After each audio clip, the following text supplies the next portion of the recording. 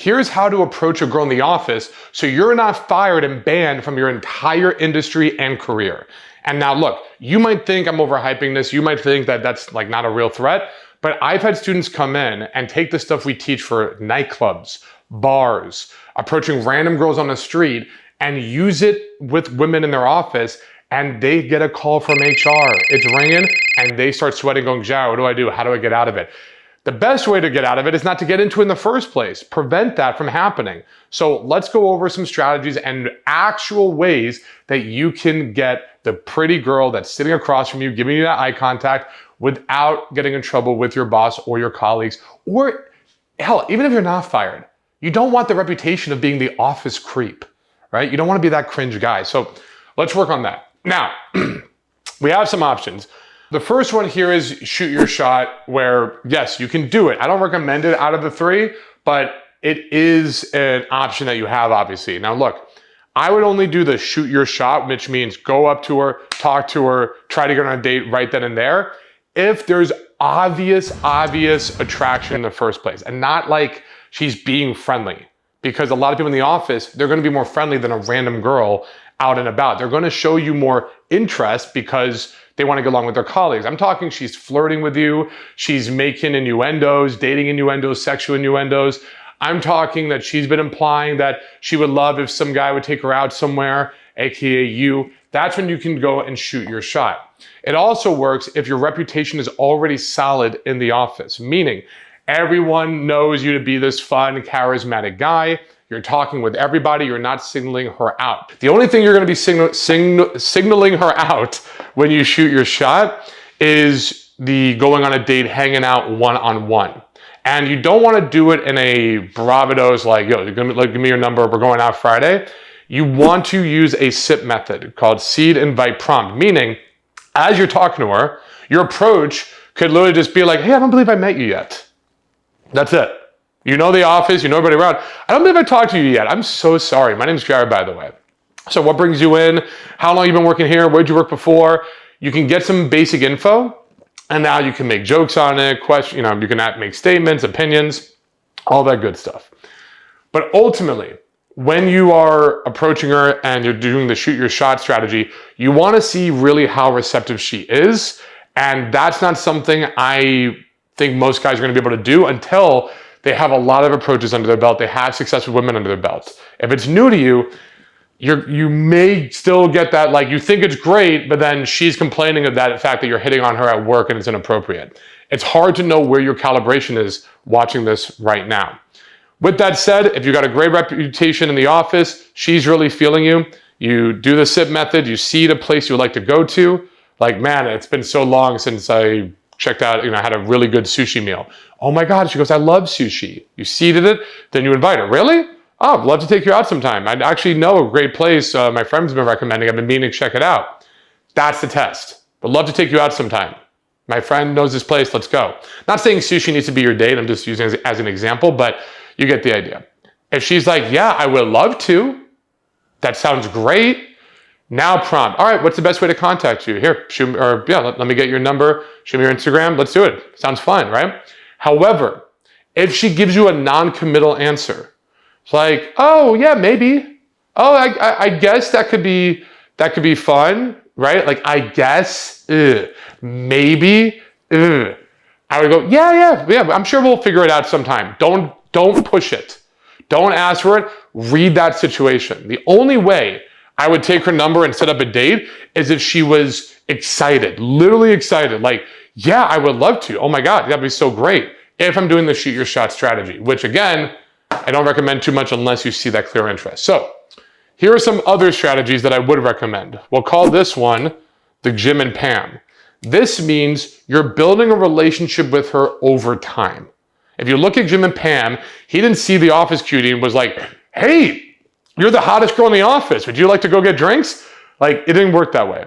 Instead, there was back and forth humor. They made inside jokes that they have in the office.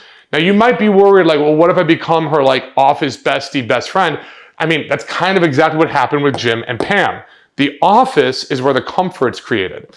But sure enough, you can now start getting her out and then you can start building that attraction, or you can make more progressively flirty jokes.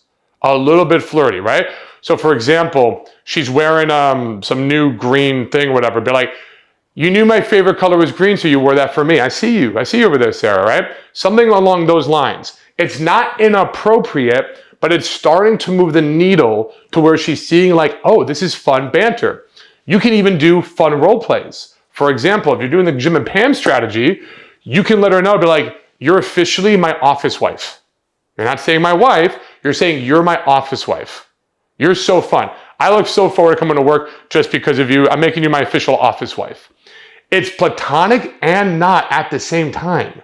It's a great in between that starts moving the needle to ensure that you guys are like, yeah, we're feeling each other and check each other out. So you build a romance in the office itself. You can also incorporate other people. She should see so that's like, so for this, that's like direct attraction, small flirtations, more eye contact, passing notes to each other. Think of middle school all over again, right? You're having fun with the girl in class. It's kind of like middle school all over again. But you also have the indirect attraction. Now, for this one, it's how she perceives you in the office. She's like, wait a minute, he's getting promoted. Wait a minute, all the people in the office say good things about him. They like him. Wait a minute, the boss is singling him out. The boss trusts him with important work. Wait a minute, like when everybody wants to laugh, you're the guy for that. She's noticing your reputation and how you're perceived in the office. So you really want to make sure you're guarding your reputation there. And the easiest way to have a bad reputation in the office is drama. You don't want drama. You want to be the guy that builds everybody up. You want to be the guy that everybody comes to about their drama, but you're not starting any of your own. You're a good listener. You're making everybody feel positive, making people feel great. You're helping other guys or girls out with their work. You've been there longer than she has, so you can be like, a mentor type role, teacher the ropes kind of thing. But even if you're not, it's still okay, right? And if you want more ways of building direct attraction or even indirect attraction, in the description, you can get a custom game plan with somebody from my team so we can actually see what's stopping you from creating this, right? Like what's actually holding you back because one size doesn't fit all. Now, what's a better strategy than Jim and Pam? I mean, they had a whole show about this romance, right? What can be better than that? And that is actually adding her to your social circle, which means, and this is my favorite, get her out of the office. This is a very, very slow process that may or may not happen. You could be halfway through it and then she lets you know, by the way, I just got a new boyfriend on Hinge. Oh my God. And you're like, damn it. I've been putting in months into this. Why, God? Why? When you could speed it up a lot by just adding her to your social circle. So Jared, how do you add her to your social circle? You basically, what you're going to do is you're going to start the Jim and Pam approach. You're not going to shoot your shot. Same type, introduce yourself, make yourself known, build your reputation. But then you realize, all right, I want to get everyone, all the people in my office, department, my immediate people to a bar or after party. You can use holidays, New Year's Eve, St. Patrick's Day, Christmas, whatever. But the idea is you don't signal her out like you would in the first one. The idea is you say, hey, a bunch of, even if they're not, by the way, even if they're not coming, you can use this. You go up to her and go, hey, a bunch of us are actually going to McKaylee's Irish Bar after this, after work. We're all going to go get a drink after work. You're welcome to come along. You're welcome to tag along if you like, right? Hey, a bunch of us are going to do this concert or cool thing on the weekend.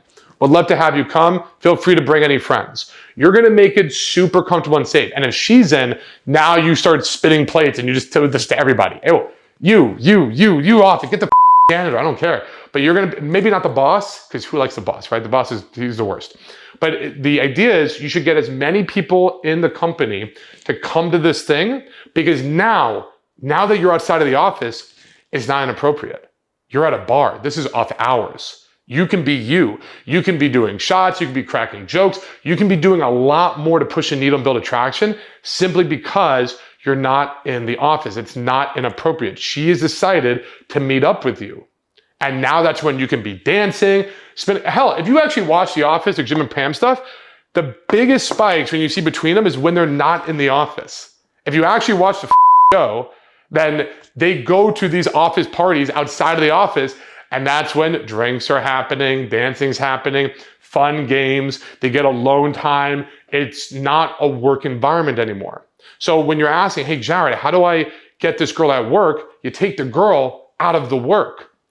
Now, you can shoot your shot the first go. You couldn't, like, I'm not opposed to it if you're seeing she's receptive and whatnot, but you don't have to. You could also Jim and Pam while social circling, meaning you get her out, you are having fun with her, you see her outside of the work environment, but for whatever reason, maybe it's still a little stiff, maybe it's not where you need to be. So you go, okay, let's just keep office romance happening and then invite her to another event and go, just let's go back around again. You can do this again and again and again as many times as you want, but the idea is you need to know how to build attraction outside of that work environment. So maybe now you want to use your group as social proof and pre-selection to go approach a hottie you see surrounded by her friends. Only there's a problem. Jared, how do I approach a girl in a group surrounded by people? I don't want to get cock-blocked. I don't want to get embarrassed in front of my friends. I don't want the entire bar to look at me and see me fail and fall on my face. I don't want her friends to laugh at me and like make me look awful in front of the girl that I really like. I don't want any of these things to kind of go wrong. How do I go about it in the right way? Either with the pre-selection I have, or even if I'm out and about solo, how do I go on ahead and do it? I'm glad you asked. You click the video you see right here, or maybe here, but probably here. And all you're gonna do is click that video and you're gonna see me in the next one so I can show you exactly what to do so you never have to worry about that. Thank you so much for watching.